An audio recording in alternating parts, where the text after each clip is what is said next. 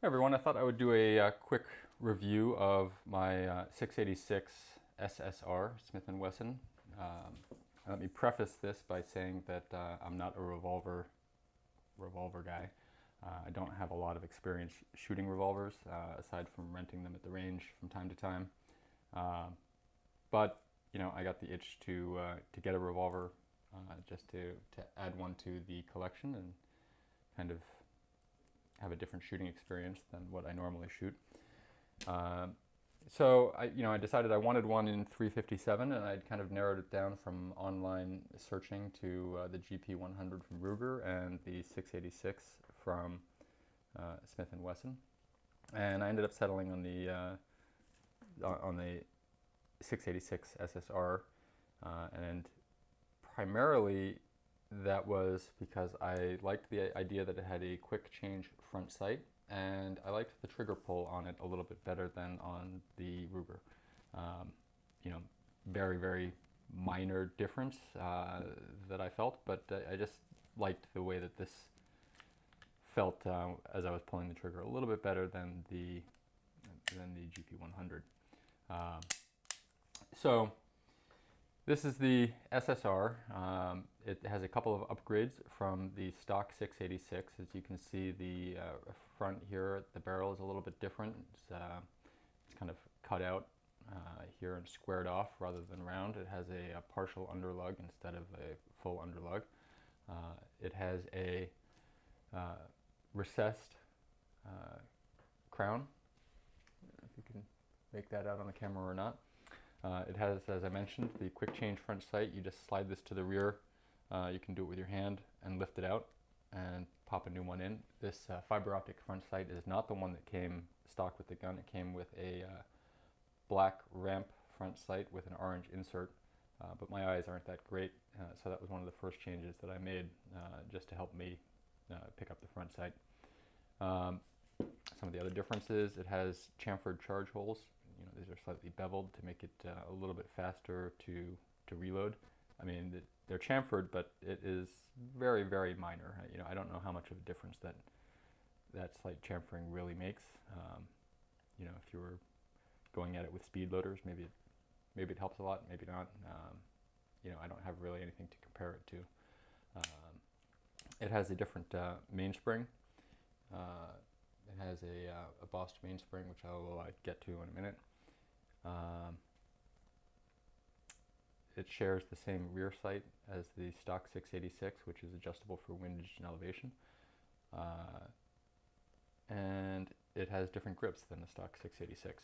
It has these wood grips, and it also came with these one-piece Hogue molded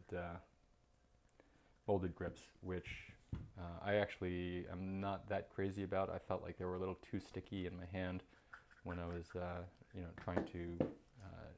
would try to turn the gun like this to reload, and I didn't like where the aggressive finger grooves were. They just didn't fit my hand. But you know, that's a very personal preference type of thing. As you may or may not know, the new Smith & Wesson revolvers have this internal lock system here, which you insert this little key that comes with it, and you crank it there to the left. You can see there's a little tab here that moves, and it indicates that it is locked, and now you can no longer pull the trigger. You can turn it clockwise to unlock it. It gets the gun operational again. Obviously, a lot of traditionalists hate that idea and say it's another point of failure, and I suppose there's a documented case or two of it actually failing. It's not really a concern of mine. You know, a lot of new firearms have lawyer-inspired features that we would prefer not to be there, but you know, it doesn't bother me that much. So it is what it is. What else? Any other differences from the stock 686? I don't think so. One of the other reasons that I chose this, aside from the quick change front sight over the stock 686, was I just like the balance of it a little bit better. This reduced underlug here and the cutouts make it a little bit less nose heavy. So for me, it felt a little bit more comfortable to point and hold out there and keep it on target. I suppose that the heavier front end of the stock 686 might absorb a little bit more recoil of 357s, but honestly, with a gun this weight, the 357 loads don't bother me at all.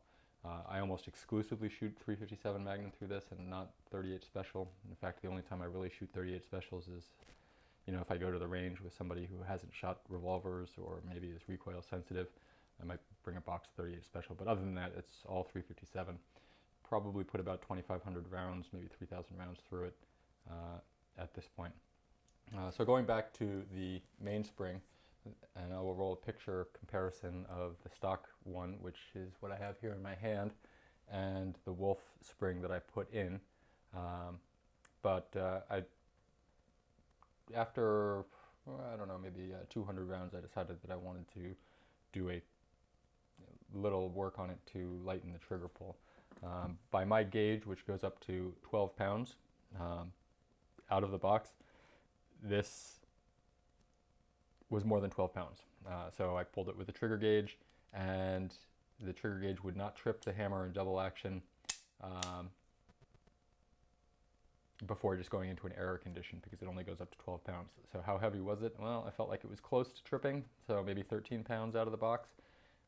Single action was about 4.5 pounds. So I got the Wolf spring pack for the 686, and the springs, the mainspring here looked identical, as you can see in this side-by-side shot, but I put the Wolf one in anyway. And then I also changed the rebound spring. Now this Wolf's kit comes with a 13, 14, and 15-pound rebound spring, and I just kind of went down the middle of the road and chose the 14-pound one as a starting point, and I liked it, so I left it in there. So this now has the 14-pound rebound spring in it, and that has reduced the double action pull to 8.5 pounds in double action and to 3 pounds in single action.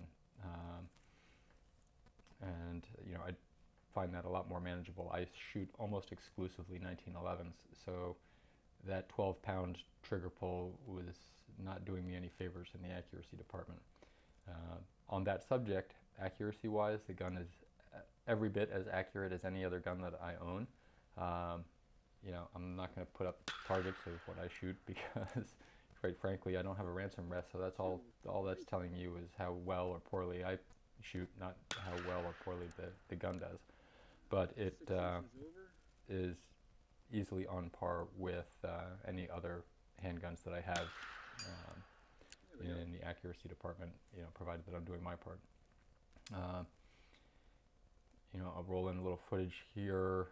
I don't have a direct comparison recoil-wise of 38 Special versus 357, but I have some footage of shooting both, so maybe you'll get something out of that. In both of these shots, I am not really trying to control the recoil that much because I'm taking longer distance shots in single action, so I'm just letting the gun recoil after the fact. But then, as you see the footage of me shooting at the steel dueling tree and stuff like that, those are all 357 loads, full power, and I am working a little bit harder to control the recoil to get the front sight back on target. So as you can see, it's not like the gun is jumping all over the place. It seems like it's certainly very manageable. Just has a little bit more kick than my 45s, but totally manageable. I shoot, might go out and shoot 400, 500 rounds in one session with this, with no ill effects. I think the first time I did it, maybe the palm of my hand right here was, right where this goes in, was a little bit sore, but since then I've actually moved my hand up a little bit higher on the grip, and that's no longer an issue. Yeah, pretty much only 357 loads. Any issues with the gun? Well, aside from the trigger pull, and this might be a function of only shooting full power 357 loads through it, is that the screws do seem to like to back out. So far these Screws up here have backed out. The screw keeps loosening up. The Mainspring strain relief screw kept backing out until I put a little Loctite on that. The grip screw came a little bit loose, so it seems like if there's a screw in there, it, sooner or later wants to loosen up. And I'm not going to bathe the thing in Loctite. I might put a little Loctite on this guy if it keeps backing out, just because from constantly tightening it, the screw head is starting to show a little wear from the screwdrivers that I happen to have at the range with me. But I'm not that concerned with aesthetics on any of my guns, so it doesn't really matter that much. All in all, I really like this gun. Like I said, I'm not a revolver aficionado or expert, but I do enjoy shooting it. I think that it's tremendously manageable in terms of the recoil and the weight for what it is. And if you are considering getting a 357, I think it's worth taking a solid look at it if this is sort of what you're looking for with the 4-inch barrel. The SSR only comes with a 4-inch barrel. Obviously the 686 you could get with a 6-inch barrel, or I think a 3 or 4-inch barrel. But the SSR is 4-inch only, and that's because it was designed to fit into the competition boxes of IDPA or what have you. Which I have shot this in an action pistol event. It wasn't an IDPA event, but just for giggles, I shot it in that. And if I do my part, and really focus and concentrate on a decent trigger pull through the double action, it's more than capable of stellar performance. So that's it. That's my quick review of and quick thoughts on the Smith & Wesson 686 SSR. Thanks for watching.